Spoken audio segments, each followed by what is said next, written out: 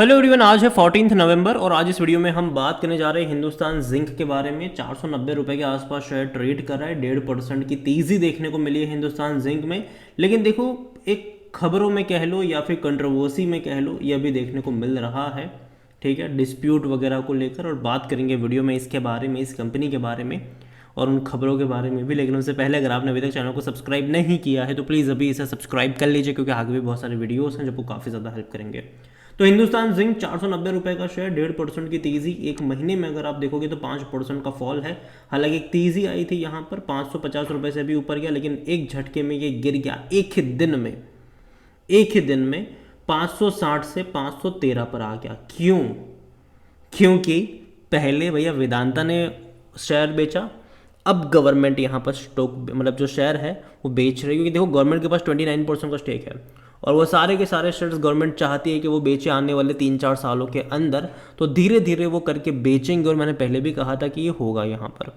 और OFS था, ठीक है, और 6 तारीख को ही वो खुला था। और जो रिटेल इन्वेस्टर है उनके लिए 7 तारीख को खुला था।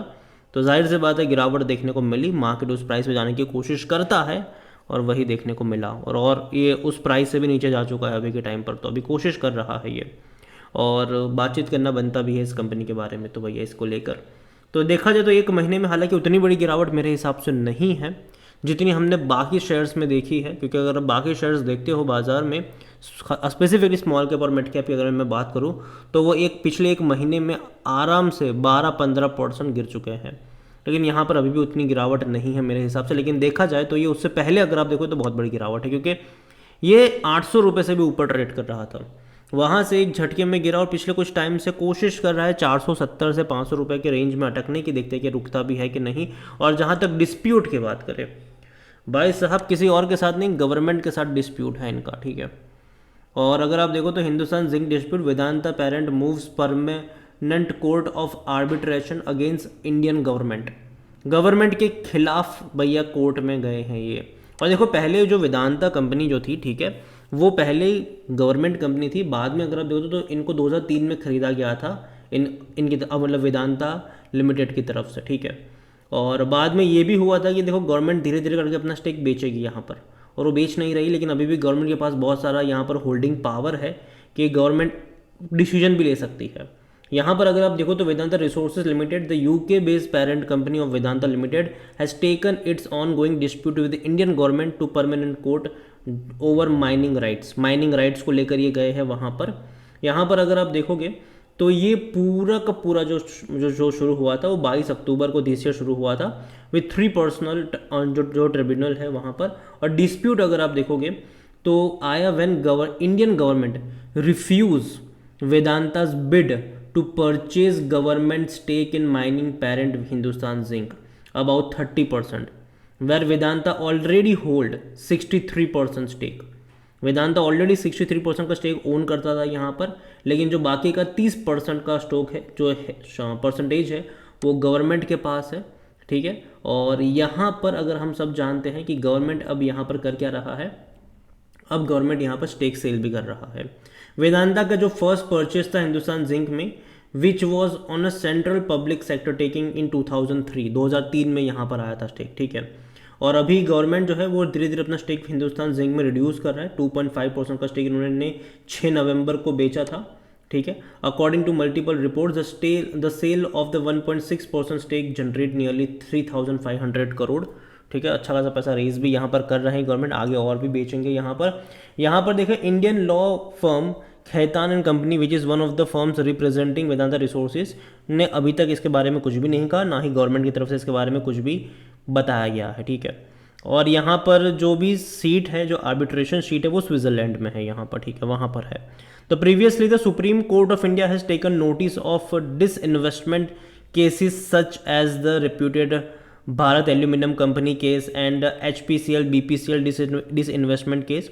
In this, the top court noted that the decision related to the disinvestment of the government entities can only be taken after the amendment to the related laws.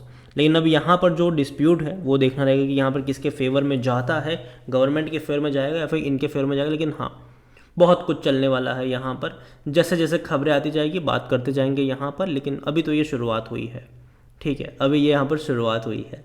और जहाँ तक हिंदुस्तान जिंक में हम वॉल्यूम्स के बारे में देखें तो आज तकरीबन 10 लाख के आसपास के शेयर्स यहाँ पर ट्रेड होते हमें नज़र आए हैं। कंपनी एक टाइम पे 807 रुपये पर चली गई थी इसी साल की अगर हम बात करें तो, वहाँ से एक मेजर फॉल भी देखा है। मार्केट कैप 2 लाख करोड़ से भी ज़्यादा का देखने को मिल रहा है। कंपनी के बारे में अगर हम बात करें तो देखिए डिविडेंड तो बहुत अच्छा पे करा है, उसमें कोई शक नहीं है। अगर आप डिविडेंड देखोगे तो भाई साहब इस साल भी इसने खूब अच्छा डिविडेंड पे करा है। पहले 10 रुपये पर शेयर का पे करा, फिर 19 रुपये पर शेयर का पे करा, कुल मिलाकर 29 रुपीज़ पर शेयर का डिविडेंड ये इस साल पे कर चुका है। इससे पहले भी बहुत अच्छा डिविडेंड ये पे करता रहा है और रीज़न सिंपल सा है कि वेदांता के ऊपर कर्जा है, वेदांता को अपने कर्जे को चुकाना है और उसको चुकाने के लिए वो पैसा निकाल रहा है, चाहे हिंदुस्तान जिंक के शेयर को बेच के निकाल रहा हो या फिर हिंदुस्तान जिंक में से डिविडेंड के फॉर्म में निकाल रहा हो, या फिर अपनी ही कंपनी वेदांता में से डिविडेंड के फॉर्म में निकाल रहा हो, या फिर उसके शेयर्स गिरवी रख के निकाल रहा हो। तो ये कर रहे हैं, ठीक है ये। और जहाँ तक हिंदुस्तान जिंक में वैल्यूएशन के बारे में देखो तो देखो कंपनी का जो वैल्यूएशन है वो डेफिनेटली सस्ता है थोड़ा बहुत। 23 का इसका पी रेशियो, सेक्टर पी 29 का है। और जहाँ तक फाइनेंशियल्स देखें इनकी तो लास्ट क्वार्टर के नंबर जो थे वो ठीक ठाक मैं कहूँगा, उतने एक्स्ट्रा ऑर्डिनरी भी नहीं कहूँगा। तकरीबन 8,522 करोड़ के इनके रेवेन्यू रहे, प्रॉफिट तकरीबन 2,327 करोड़ के आसपास का इनका प्रॉफिट रहा, जो कि इससे पहले के क्वार्टर के मुकाबले कम है, लेकिन पिछले साल के मुकाबले काफ़ी अच्छा प्रॉफिट मैं कहूँगा इसको। इवन रेवेन्यू भी पिछले साल के मुकाबले, पिछले साल के सितंबर क्वार्टर के मुकाबले रेवेन्यू प्रॉफिट अच्छा है इनका।